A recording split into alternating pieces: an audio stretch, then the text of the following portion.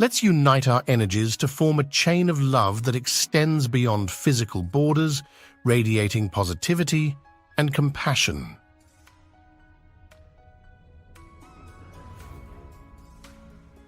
Let me correct that question a bit.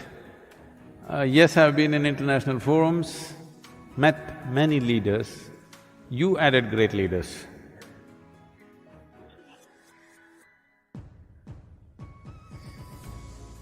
So, many leaders, not always so great.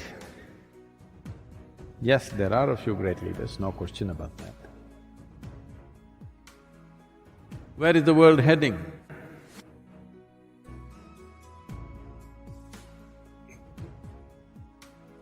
There are many possibilities because we have capabilities and technologies which no other generation could ever dream of. Will our capabilities turn against us or will they work for us is the big question. If all the human capabilities which are so hugely enhanced because of technology, everything that an individual human being could do has expanded manifold. In this enhanced state, and our numbers have increased tremendously. In the beginning of 20th century, we were just about 1.5 billion people. Today, we are 7.3 billion people. The United Nations making predictions that by 2050, we will be 9.7 billion people. If all these people get educated, get technologically empowered, 9.7 billion people or nearly 10 billion people on this planet is for sure going to be a disaster. Yes. We can make arrangements and arrangements, we can improve the arrangements, we can make more energy-saving machines, we can recycle the shit. Yes, we can do all this. But if we don't come to our senses with human populations, there's going to be… I want you to just imagine how the world will be if the population almost goes up by 50% tomorrow. Just imagine your town, how it will be if 50% population increases tomorrow morning. Or in other words, no matter what we create, no matter how much we strive, whatever we build, everything is going to be insufficient because the planet is going to be insufficient.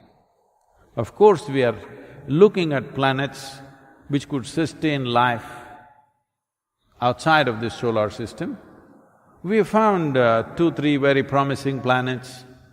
It's just a little, not in the walking distance. A few thousand or a million light years away. Great planets, I believe. But this is the thing, but nobody wants to address this issue. Everybody wants to talk about cosmetic solutions, not address the basic problem of expanding human population. I was in a conference and I said, see, unless you reduce the human footprint on the planet, there is no solution for anything. Then they asked me a brilliant question, how do you reduce the human footprint? I said, you have to reduce the number of feet. That's the only way. So, right now, it doesn't matter what others think. All of you who are here and those of you who are hanging out with me, we can take it upon ourselves that we will not push the human population. You can have a dog. A husband and wife were having a debate whether to have a child or not.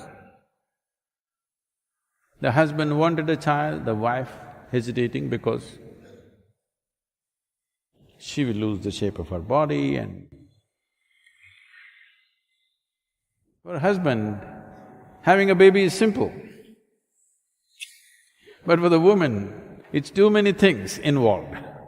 So debate was going on, and then they came and the debate moved into an area where should we have a baby or should we get a dog? Then they could not decide, they went to a counselor. They put their problem in front of him. So he said, you got to just make up your mind whether you want to ruin the carpets or your life.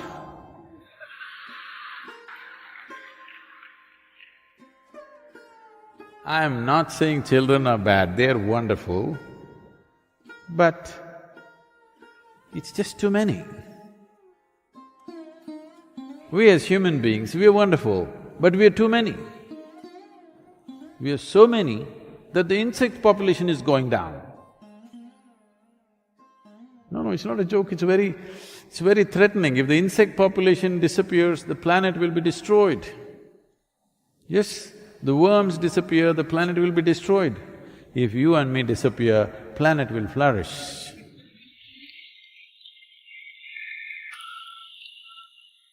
So, leave the leaders alone because in every conference that you meet, very cosmetic solutions are being talked about. How to adjust the marketplace, okay? How to do this, how to do that. On immediate scale, yes, those things are necessary, but you're talking about what is the future of this world. If that is so, if we want a future for this world, if we want our children and their children to live well on this planet, the only way is to bring down human population. Not by doing some horrible acts, but if we have… See, our life expectancy has improved. This means we have taken death into our hands. When we take death into our hands, it is our business to take birth also into our hands, isn't it?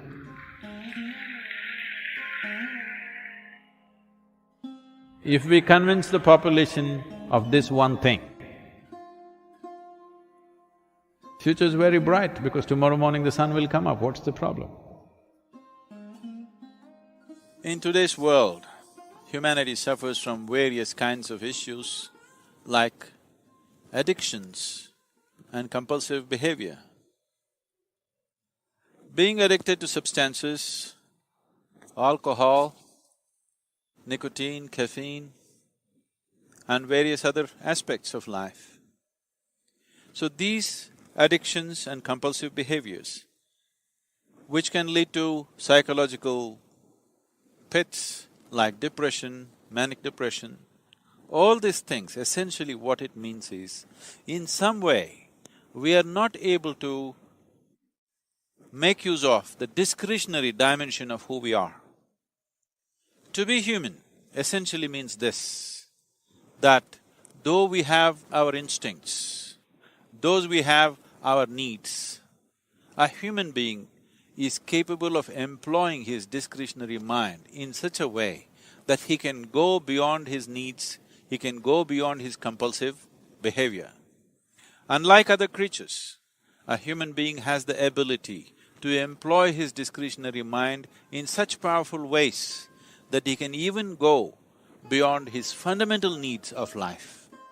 The whole system of yoga, or what we are calling today as inner engineering, is essentially about gaining the ability, having the ability to employ the discretionary dimension of who we are.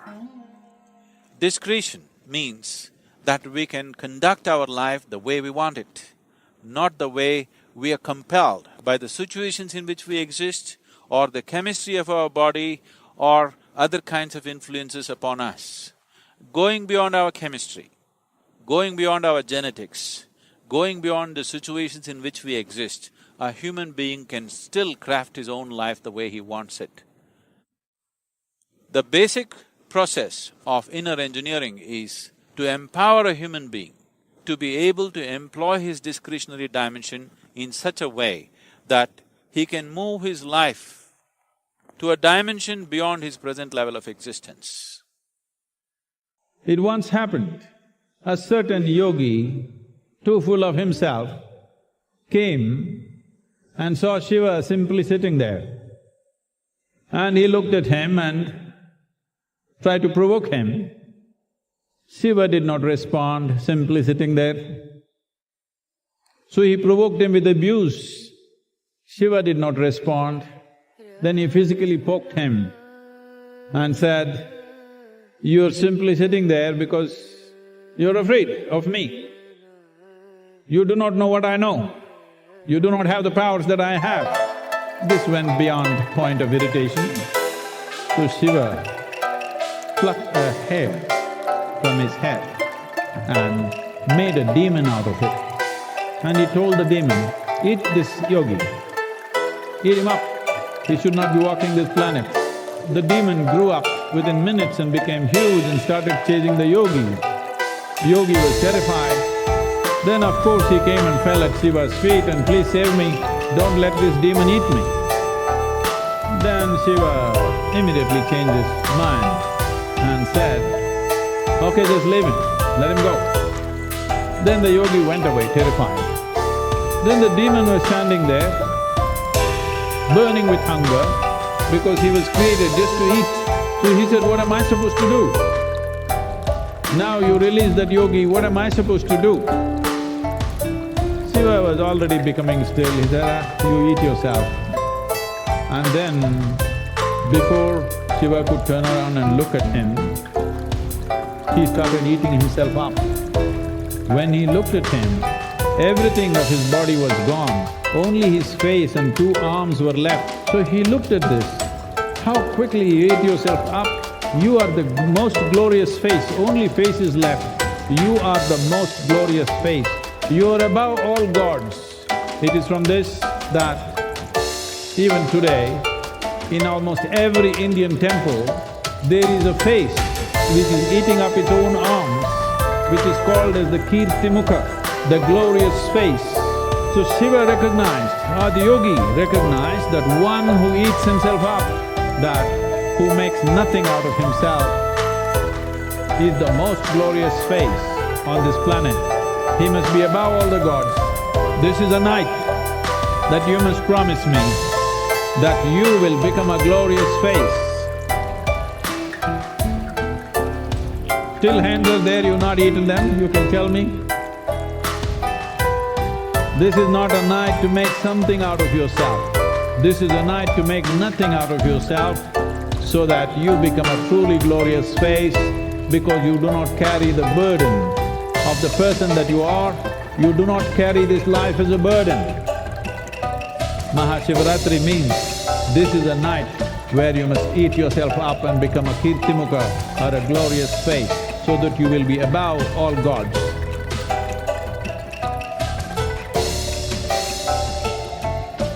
Thank you for devoting your time to us. Together, we can make a positive impact by sharing our insights and experiences with the world.